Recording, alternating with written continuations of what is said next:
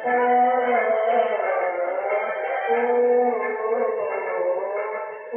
नमो ओंकारेश्वर देवताय नमः. ओम नमः शिवाय. ओम नमः शिवाय. अवधूत चिंतन श्री गुरुदेव दत्त. मंडळी, आज श्रावण महिन्यातील दुसरा सोमवार. त्यानिमित्त ओंकारेश्वरास शिवाभिषेक, रुद्राभिषेक वगैरे करण्यात आले. जी का मंडळी नियमितपणे बरेच वर्षापासून नियमितपणे दक्षिणा वगैरे पाठवतात, काही नवीन मंडळी आहेत, त्यांची पण दक्षिणा मिळाली, त्यांचे अभिषेक करण्यात आले. आणि सर्वांसाठी म्हणजे तुमच्यासाठी, त्यांच्यासाठी मी ओंकारेश्वर चरणी प्रार्थना केली की तुम्ही सुखी, समाधानी, आनंदी राहावं, तुमच्या मनोकामना पूर्ण व्हाव्या, तुम्हाला चांगलं आरोग्य लाभावं, अशी मी ओंकारेश्वर चरणी प्रार्थना केली. तर मंडळी, आज सांगायचं म्हणजे, आता मी काल एक व्हिडिओ टाकला होता. त्या व्हिडिओमध्ये मी सांगितलं होतं की आता सोमवार आणि उद्या मंगळवार, म्हणजे आज सोमवारचा उपवास आणि उद्याच्याला प्रदोष, तर हे 2 दिवस तुम्ही चांगल्या प्रकारे उपवास धरा. चांगल्या प्रकारे म्हणजे कसा, की तुम्ही काही खाऊ नका, फक्त पाणी, ज्यांना सहन होतं त्यांना लिंबू पाणी, फराळ वगैरे करू नका. असं म्हणजे काही न जमतं त्यानेच करा, असं मी सांगितलं होतं. आणि त्या व्हिडिओला खूप प्रतिसाद, म्हणजे बऱ्याच जणांनी इच्छा प्रगट केली की आम्ही उद्यापासून तुम्ही सांगितल्याप्रमाणे उपवास करणार आहोत. आणि मी सांगितलं, तुम्ही ऐकलं, मला आनंद वाटला. कारण याच्यामागे तुम्हाला मला त्रास द्यायचा नाही, तुमच्या शरीराला त्रास द्यायचा नाही. आता मी घेतो त्रास म्हणून तुम्ही करा असं नाही मला म्हणायचं.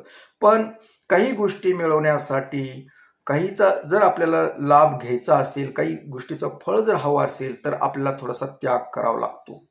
तर हे 2 दिवस तुम्हाला मी अन्न त्याग करायला सांगितलंय, म्हणजे काही खाऊ नका. ज्यांना जमतं त्यांनीच करा. आणि बऱ्याच जणांनी सांगितलं की आम्ही करणार आहोत. तर सगळ्या मंडळीला मी जे करणारे आहेत त्यांना मी असं सांगतो की तुम्ही जे हा निर्णय घेतला आहे, तुमच्या आरोग्यासाठी, तुमच्या आध्यात्मिक शक्तीसाठी, शिवाच्या भक्तीसाठी, हे तुम्ही चांगला घेतलेला निर्णय आहे. आणि तुमचं हे जे चाललंय, तुमची ही जी उपासना आहे ती सफल हो, अशी मी ओंकारेश्वर चरणी प्रार्थना करतो. आणि विशेष म्हणजे आज बऱ्याच मंडळी मनोकामना पूजा करायला सुरुवात करणार आहेत. काही मंडळींनी कालच्या सोमवारी पण चालू केले आहे.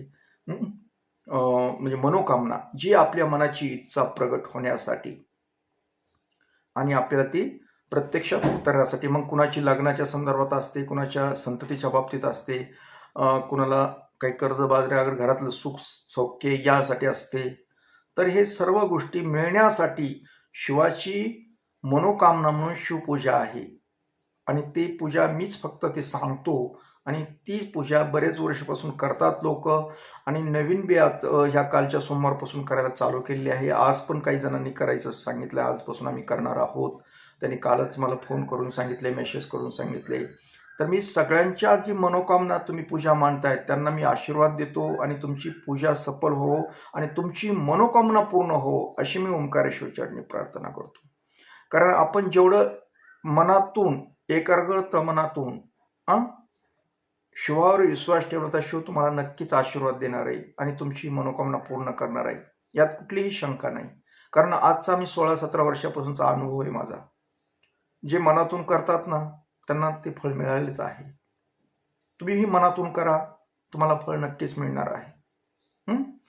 तर अशा रीतीनं आजचा समजा आजचा उपवास आहे, आणि उद्याचा पण उपवास कट्टर धरायचा आहे. आणि तुम्हाला काय सांगितलंय, कसं सांगितलंय तुम्ही ऐकलं, आणि त्या पद्धतीनं करा तुम्ही. जरी कुणाला तुम्हाला अशक्तपणा वाटला तरी पाणी भरपूर प्या. आणि अतिच समजा त्रासच होईल तर एखादं फळ खा, अशी पण परवानगी देतो. कारण सगळंच माझ्यासारखं करू शकत नाही. आता माझं वेगळं आहे, जरा मला सवय लागलेली आहे. आता आजचा माझा जवळजवळ आता 12वा दिवस आहे माझा.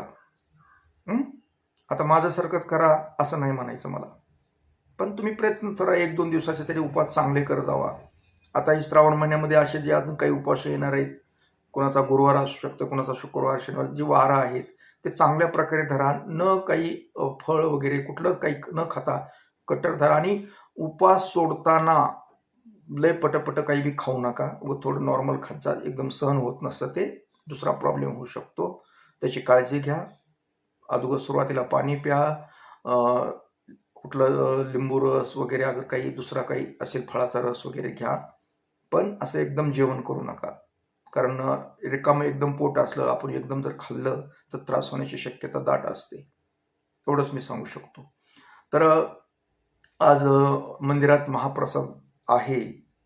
शिवलीला अमृताचं पारायण आहे, महाआरती आहे, हा कार्यक्रम आहे आणि त्या कार्यक्रमाच्या मी घाईत आहे. त्याच्यामुळे मी तुम्हाला आज जास्त बोलत नाही. पण ज्याने आज उपासना चालू केली आहे त्यांना मी आशीर्वाद देतो. तुमची उपासना सफल होवो आणि आपला निरोप घेतो. ओम नमो ओंकारेश्वर देवताय नमः. ओम नमः शिवाय. अवधूत चिंतन श्री गुरुदेव दत्त.